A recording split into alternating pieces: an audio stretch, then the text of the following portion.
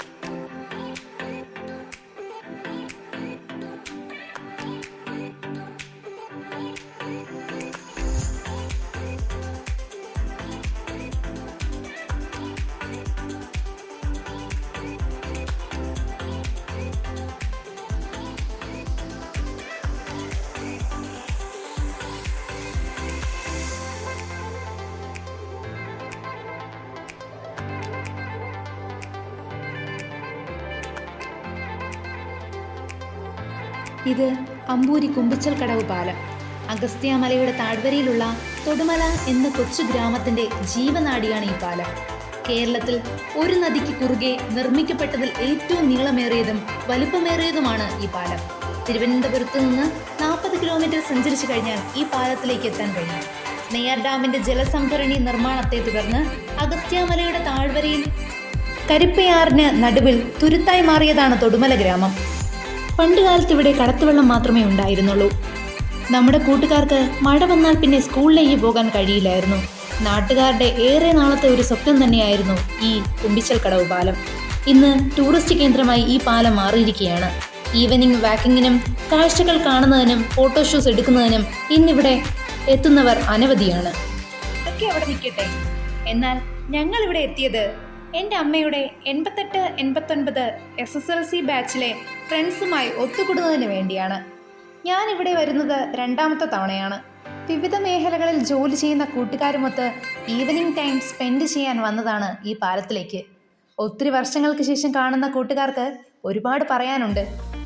Evening സ്നാക്സുമായാണ് അവർ പാലത്തിലേക്ക് എത്തിയത്.